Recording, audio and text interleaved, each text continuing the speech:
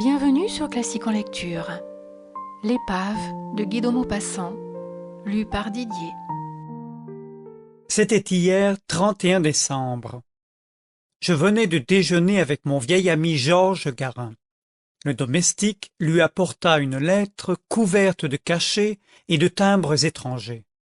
Georges me dit: « Tu permets ? » « Certainement. » Il se mit à lire 8 pages d'une grande écriture anglaise croisée dans tous les sens.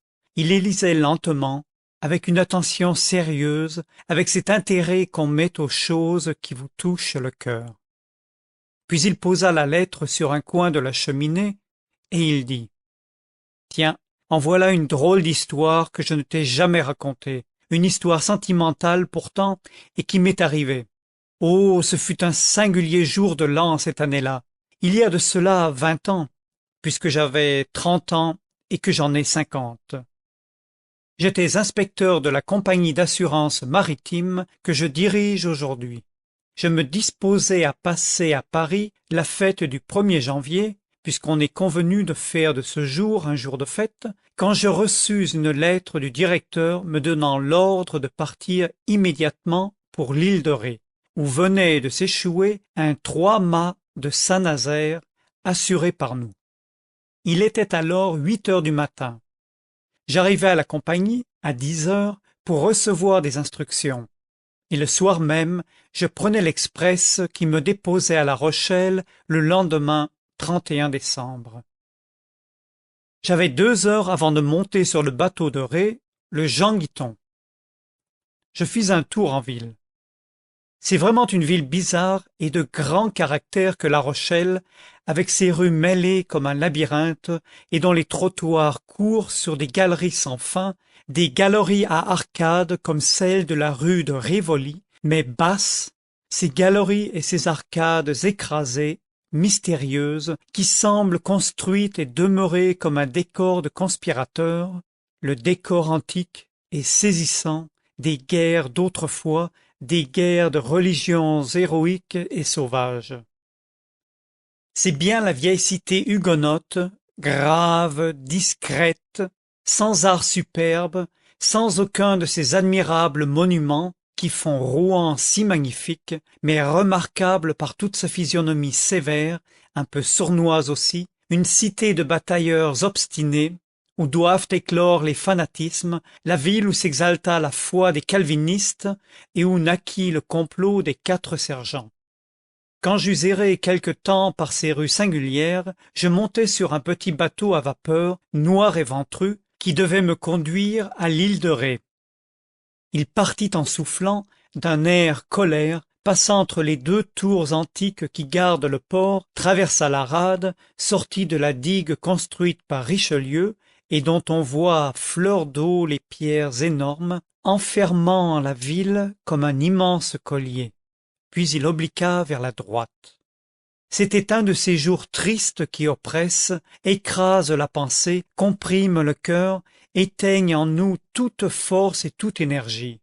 Un jour gris, glacial, sali par une brume lourde, humide comme de la pluie, froide comme de la gelée, infecte à respirer, comme une buée d'égout. Sous ce plafond de brouillard bas et sinistre, la mer jaune, la mer peu profonde et sablonneuse de ces plages illimitées, restait sans une ride, sans un mouvement, sans vie, une mer d'eau trouble, d'eau grasse, d'eau stagnante. Le Jean Guiton passait dessus en roulant un peu, par habitude, coupait cette nappe opaque et lisse, puis laissait derrière quelques vagues, quelques clapots, quelques ondulations qui se calmaient bientôt. Je me mis à causer avec le capitaine, un petit homme presque sans pattes, tout rond comme son bateau et balancé comme lui. Je voulais quelques détails sur le sinistre que j'allais constater. Un grand 3-mâts carré de Saint-Nazaire, le Marie-Joseph, avait échoué par une nuit d'ouragan sur les sables de l'île de Ré. La tempête avait jeté si loin ce bâtiment, écrivait l'armateur, qu'il avait été impossible de le renflouer et qu'on avait dû enlever au plus vite tout ce qui pouvait en être détaché. Il me fallait donc constater la situation de l'épave, apprécier quel devait être son état avant le naufrage, juger si tous les efforts avaient été tentés pour le remettre à flot. Je venais comme agent de la compagnie pour témoigner ensuite contradictoirement, si besoin était, dans le procès. Au reçu de mon rapport, le directeur devait prendre les mesures qu'il jugerait nécessaires pour sauvegarder nos intérêts. Le capitaine du Jean Guiton connaissait parfaitement l'affaire, ayant été appelé à prendre part, avec son navire, aux tentatives de sauvetage. Il me raconta le sinistre, très simple d'ailleurs. Le marie Joseph, poussé par un coup de vent furieux, perdu dans la nuit, naviguant au hasard sur une mer d'écume, une mer de soupe au lait, disait le capitaine, était venu s'échouer sur ces immenses bancs de sable qui changent les côtes de cette région en saharas illimités aux heures de la marée basse. Tout en causant, je regardais autour de moi et devant moi. Entre l'océan et le ciel pesant restait un espace libre où l'œil voyait au loin. Nous suivions une terre. Je demandai: c'est l'île de Ré? Oui, monsieur. Et tout à coup, le capitaine, étendant la main droite devant nous, me montra, en pleine mer, une chose presque imperceptible et me dit: tenez, voilà votre navire. Le marie Joseph? Mais oui. J'étais stupéfait. Ce point noir à peu près invisible, que j'aurais pris pour un écueil, me paraissait placé à 3 kilomètres au moins des côtes. Je repris: mais, capitaine, il doit y avoir 100 brasses d'eau à l'endroit que vous me désignez. Il se mit à rire. 100 brasses, mon ami, pas 2 brasses, je vous dis. C'était un Bordelais. Il continua: nous sommes marée haute, 9h40. Allez-vous-en par la plage, main dans vos poches, après le déjeuner de l'hôtel du Dauphin, et je vous promets qu'à 2h50 ou 3h au plus, vous toucherez l'épave, pied sec, mon ami, et vous aurez 1h45 à 2h pour rester dessus, pas plus, par exemple. Vous seriez pris. Plus la mer elle va loin, et plus elle revient vite. C'est plat comme une punaise, cette côte. Remettez-vous en route à 4h50, croyez-moi, et vous remontez à 7h30 sur le Jean Guiton, qui vous dépose ce soir même sur le quai de La Rochelle. Je remerciai le capitaine et j'allai m'asseoir à l'avant du vapeur pour regarder la petite ville de Saint-Martin dont nous approchions rapidement. Elle ressemblait à tous les ports en miniature qui servent de capitale à toutes les maigres îles semées le long des continents. C'était un gros village de pêcheurs, un pied dans l'eau, un pied sur terre, vivant de poissons et de volailles, de légumes et de coquilles, de radis et de moules. L'île est fort basse, peu cultivée, et semble cependant très peuplée. Mais je ne pénétrai pas dans l'intérieur. Après avoir déjeuné, je franchis un petit promontoire. Puis comme la mer baissait rapidement, je m'en allai, à travers les sables, vers une sorte de roc noir que j'apercevais au-dessus de l'eau, là-bas, là-bas. J'allai vite sur cette plaine jaune, élastique comme de la chair, et qui semblait suer sous mon pied. La mer tout à l'heure était là. Maintenant, je l'apercevais au loin, se sauvant à perte de vue, et je ne distinguais plus la ligne qui séparait le sable de l'océan. Je croyais assister à une féerie gigantesque et surnaturelle. L'Atlantique était devant moi tout à l'heure, puis il avait disparu dans la grève, comme font les décors dans les trappes, et je marchais à présent au milieu d'un désert. Seule la sensation, le souffle de l'eau salée demeurait en moi. Je sentais l'odeur du varech, l'odeur de la vague, la rude et bonne odeur des côtes. Je marchais vite, je n'avais plus froid. Je regardais l'épave échouée, qui grandissait à mesure que j'avançais, et ressemblait à présent à une énorme baleine naufragée. Elle semblait sortir du sol et prenait sur cette immense étendue plate et jaune des proportions surprenantes. Je l'atteignis enfin, après 1 heure de marche. Elle gisait sur le flanc, crevée, brisée, montrant, comme les côtes d'une bête, ses os rompus, ses os de bois goudronnés, percés de clous énormes. Le sable déjà l'avait envahie, entré par toutes les fentes, et il la tenait, la possédait, ne la lâchait plus. Elle paraissait avoir pris racine en lui. L'avant était entré profondément dans cette plage douce et perfide, tandis que l'arrière, relevé, semblait jeter vers le ciel, comme un cri d'appel désespéré, ces deux mots blancs sur le bordage noir, Marie-Joseph. J'escaladai ce cadavre de navire par le côté le plus bas, puis, parvenu sur le pont, je pénétrai dans l'intérieur. Le jour, entré par les trappes défoncées et par les fissures des flancs, éclairait tristement ces sortes de caves longues et sombres, pleines de boiseries démolies. Il n'y avait plus rien là-dedans que du sable qui servait de sol à ce souterrain de planches. Je me mis à prendre des notes sur l'état du bâtiment. Je m'étais assis sur un baril vide et brisé, et j'écrivais à la lueur d'une large fente par où je pouvais apercevoir l'étendue illimitée de la grève. Un singulier frisson de froid et de solitude me courait sur la peau de moment en moment, et je cessais d'écrire parfois pour écouter le bruit vague et mystérieux de l'épave. Bruit des crabes grattant les bordages de leurs griffes crochues, bruit de 1000 bêtes toutes petites de la mer, installées déjà sur ce mort, et aussi le bruit doux et régulier du taret qui ronge sans cesse, avec son grincement de vrille, toutes les vieilles charpentes qu'il creuse et dévore. Et soudain, j'entendis des voix humaines tout près de moi. Je fis un bond comme en face d'une apparition. Je crus vraiment, pendant une seconde, que j'allais voir se lever, au fond de la sinistre cale, deux noyés qui me raconteraient leur mort. Certes, il ne me fallut pas longtemps pour grimper sur le pont à la force des poignets, et j'aperçus debout, à l'avant du navire, un grand monsieur avec 3 jeunes filles, ou plutôt un grand Anglais avec 3 misses. Assurément, ils eurent encore plus peur que moi en voyant surgir cet être rapide sur le 3-mâts abandonné. La plus jeune des fillettes se sauva. Les 2 autres saisirent leur père à pleins bras. Quant à lui, il avait ouvert la bouche. Ce fut le seul signe qui laissa voir son émotion. Puis après quelques secondes, il parla. « Oh, monsieur, vous êtes le propriétaire de ce bâtiment? »« Oui, monsieur. »« Est-ce que je pouvais le visiter? »« Oui, monsieur. » Il prononça alors une longue phrase anglaise où je distinguai seulement ce mot « gracious » revenu plusieurs fois. Comme il cherchait un endroit pour grimper, je lui indiquai le meilleur et je lui tendis la main.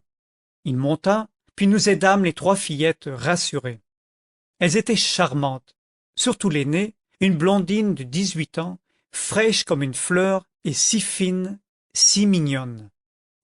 Vraiment, les jolies Anglaises ont bien l'air de tendres fruits de la mer. On aurait dit que celle-là venait de sortir du sable et que ses cheveux en avaient gardé la nuance. Elles font penser, avec leur fraîcheur exquise, aux couleurs délicates des coquilles rosées et aux perles nacrées, rares, mystérieuses, écloses dans les profondeurs inconnues des océans.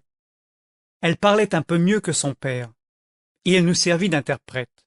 Il fallut raconter le naufrage dans ses moindres détails que j'inventais, comme si j'eusse assisté à la catastrophe. Puis toute la famille descendit dans l'intérieur de l'épave. Dès qu'ils eurent pénétré dans cette sombre galerie, à peine éclairée, ils poussèrent des cris d'étonnement et d'admiration.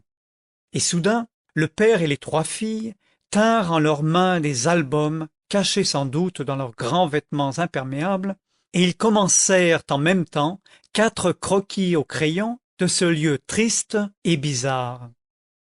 Ils s'étaient assis, côte à côte, sur une poutre en saillie, et les 4 albums, sur les 8 genoux, se couvraient de petites lignes noires qui devaient représenter le ventre entr'ouvert du Marie-Joseph. Tout en travaillant, l'aîné des fillettes causait avec moi, qui continuait à inspecter le squelette du navire. J'appris qu'ils passaient l'hiver à Biarritz et qu'ils étaient venus tout exprès à l'île de Ré pour contempler ce 3-mâts enlisé. Ils n'avaient rien de la morgue anglaise, ces gens, c'étaient de simples et braves toqués, de ces errants éternels dont l'Angleterre couvre le monde. Le père, long, sec, la figure rouge encadrée de favoris blancs, vrai sandwich vivant, une tranche de jambon découpée en tête humaine entre deux coussinets de poils, les filles, hautes sur jambes, de petits échassis en croissance, sèches aussi, sauf l'aînée, et gentilles toutes trois, mais surtout la grande. Elle avait une si drôle de manière de parler, de raconter, de rire, de comprendre et de ne pas comprendre, de lever les yeux pour m'interroger, des yeux bleus comme l'eau profonde, de cesser de dessiner pour deviner, de se remettre au travail et de dire yes ou no, que je serais demeuré un temps indéfini à l'écouter et à la regarder. Tout à coup, elle murmura: j'entendais un petit mouvement sur ce bateau. Je prêtai l'oreille, et je distinguai aussitôt un léger bruit, singulier, continu. Qu'était-ce? Je me levai pour aller regarder par la fente, et je poussai un cri violent. La mer nous avait rejoints, elle allait nous entourer. Nous fûmes aussitôt sur le pont. Il était trop tard, l'eau nous cernait, et elle courait vers la côte avec une prodigieuse vitesse. Non, cela ne courait pas, cela glissait, rampait, s'allongeait comme une tache démesurée. À peine quelques centimètres d'eau couvraient le sable, mais on ne voyait déjà plus la ligne fuyante de l'imperceptible flot. L'Anglais voulut s'élancer, je le retins. La fuite était impossible, à cause des mares profondes que nous avions dû contourner en venant et où nous tomberions au retour. Ce fut dans nos cœurs une minute d'horrible angoisse. Puis la petite Anglaise se mit à sourire et murmura: ça a été nous les naufragés. Je voulus rire, mais la peur m'étreignait, une peur lâche, affreuse, basse et sournoise comme ce flot. Tous les dangers que nous courions m'apparurent en même temps. J'avais envie de crier: au secours! Vers qui? Les deux petites Anglaises s'étaient blotties contre leur père qui regardait, d'un œil consterné, la mer démesurée autour de nous. Et la nuit tombait, aussi rapide que l'océan montant, une nuit lourde, humide, glacée. Je dis: il n'y a rien à faire qu'à demeurer sur ce bateau. L'Anglais répondit: oh yes. Et nous restâmes là un quart d'heure, une demi-heure, je ne sais en vérité combien de temps, à regarder autour de nous cette eau jaune qui s'épaississait, tournait, semblait bouillonner, semblait jouer sur l'immense grève reconquise. Une des fillettes eut froid, et l'idée nous vint de redescendre pour nous mettre à l'abri de la brise légère mais glacée qui nous effleurait et nous piquait la peau. Je me penchai sur la trappe, le navire était plein d'eau. Nous dûmes alors nous blottir contre le bordage d'arrière qui nous garantissait un peu. Les ténèbres à présent nous enveloppaient et nous restions serrés les uns contre les autres, entourés d'ombre et d'eau. Je sentais trembler contre mon épaule l'épaule de la petite Anglaise dont les dents claquaient par instants. Mais je sentais aussi la chaleur douce de son corps à travers les étoffes, et cette chaleur m'était délicieuse comme un baiser. Mais nous ne parlions plus, nous demeurions immobiles, muets, accroupis comme des bêtes dans un fossé aux heures d'ouragan. Et pourtant, malgré tout, malgré la nuit, malgré le danger terrible et grandissant, je commençais à me sentir heureux d'être là, heureux du froid et du péril, heureux de ces longues heures d'ombre et d'angoisse à passer sur cette planche, si près de cette jolie et mignonne fillette. Je me demandais pourquoi cette étrange sensation de bien-être et de joie qui me pénétrait. Pourquoi? Sait-on? Parce qu'elle était là? Qui, elle? Une petite Anglaise inconnue? Je ne l'aimais pas, je ne la connaissais point, et je me sentais attendri, conquis. J'aurais voulu la sauver, me dévouer pour elle, faire 1000 folies. Étrange chose, comment se fait-il que la présence d'une femme nous bouleverse ainsi? Est-ce la puissance de sa grâce qui nous enveloppe, la séduction de la joliesse et de la jeunesse qui nous grise comme ferait le vin?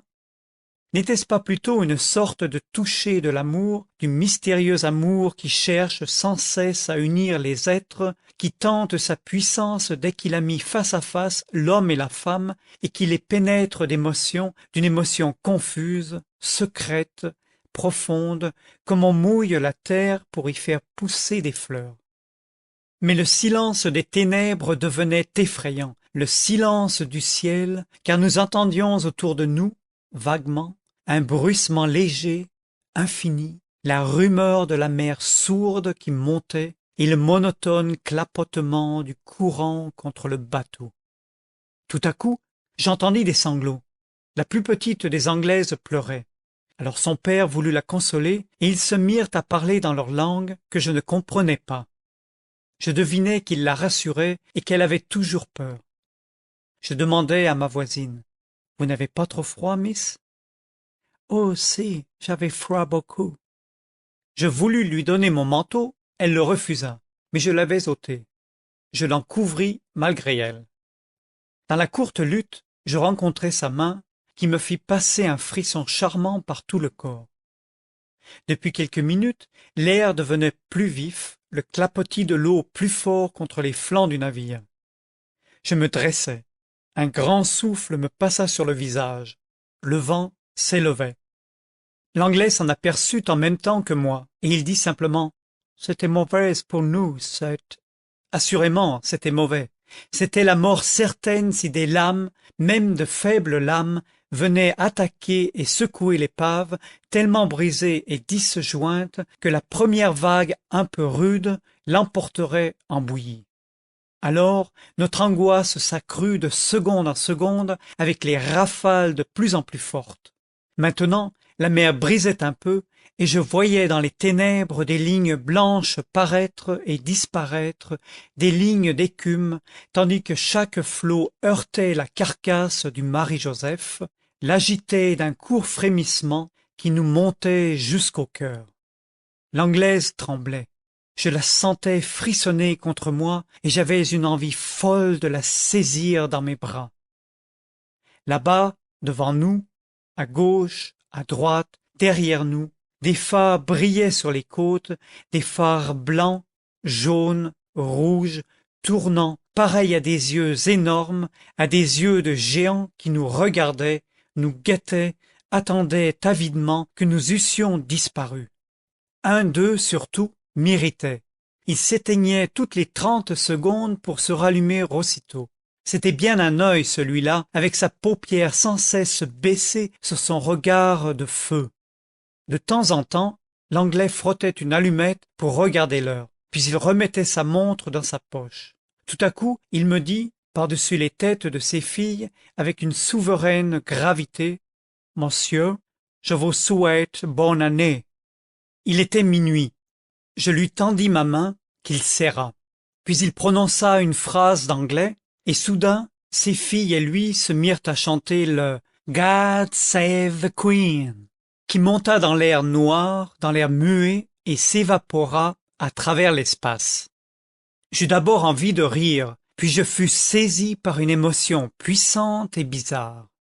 C'était quelque chose de sinistre et de superbe, ce chant de naufragés, de condamnés, quelque chose comme une prière, et aussi quelque chose de plus grand, de comparable à l'antique et sublime Ave Caesar, morituri, te salutant. Quand ils eurent fini, je demandai à ma voisine de chanter toute seule une ballade, une légende, ce qu'elle voudrait pour nous faire oublier nos angoisses. Elle y consentit, et aussitôt sa voix claire et jeune s'envola dans la nuit. Elle chantait une chose triste sans doute, car les notes traînaient longtemps, sortaient lentement de sa bouche et voletaient comme des oiseaux blessés au-dessus des vagues. La mer grossissait, battait maintenant notre épave. Moi, je ne pensais plus qu'à cette voix, et je pensais aussi aux sirènes. Si une barque avait passé près de nous, qu'auraient dit les matelots? Mon esprit tourmenté s'égarait dans le rêve. Une sirène. N'était-ce point en effet une sirène, cette fille de la mer, qui m'avait retenu sur ce navire vermoulu et qui, tout à l'heure, allait s'enfoncer avec moi dans les flots? Mais nous roulâmes brusquement tous les 5 sur le pont, car la Marie-Joseph s'était affaissée sur son flanc droit.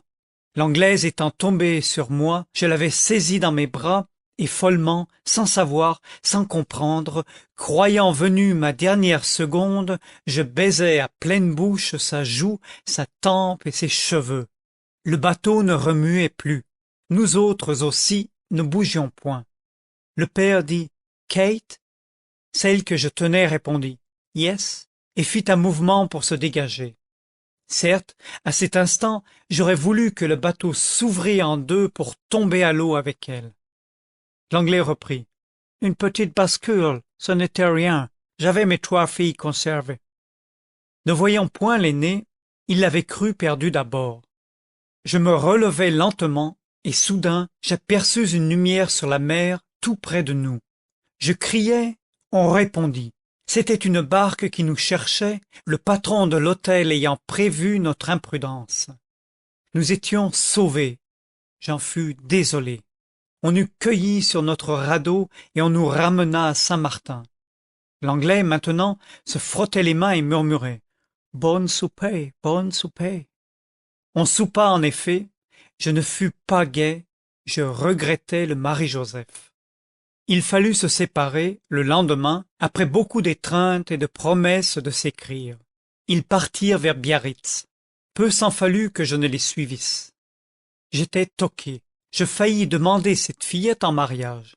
Certes, si nous avions passé 8 jours ensemble, je l'épousais. Combien l'homme, parfois, est faible et incompréhensible. 2 ans s'écoulèrent sans que j'entendisse parler d'eux. Puis je reçus une lettre de New-York. Elle était mariée et me le disait. Et depuis lors, nous nous écrivons tous les ans au 1er janvier. Elle me raconte sa vie, me parle de ses enfants, de ses sœurs, jamais de son mari. Pourquoi? Ah, pourquoi? Et moi, je ne lui parle que du Marie-Joseph. C'est peut-être la seule femme que j'ai aimée. Non, que j'aurais aimée. Ah, voilà, sait-on. Les événements vous emportent, et puis, tout passe. Elle doit être vieille à présent, je ne la reconnaîtrai pas. Ah, celle d'autrefois, celle de l'épave, quelle créature divine! Elle m'écrivit que ses cheveux sont tout blancs. Mon Dieu, ça me fait une peine horrible. Ah, ces cheveux blonds! Non, la mienne n'existe plus. Que c'est triste, tout ça. Merci d'avoir écouté L'Épave sur Classique en lecture. Si cette vidéo vous a plu, vous pouvez la partager. Vous pouvez aussi aider la chaîne à se développer. Pour cela, n'hésitez pas à liker, vous abonner et activer la cloche des notifications pour être prévenu lorsque je sors une nouvelle vidéo de lecture. Vous pouvez également me donner vos impressions dans les commentaires. À très vite sur Classique en lecture.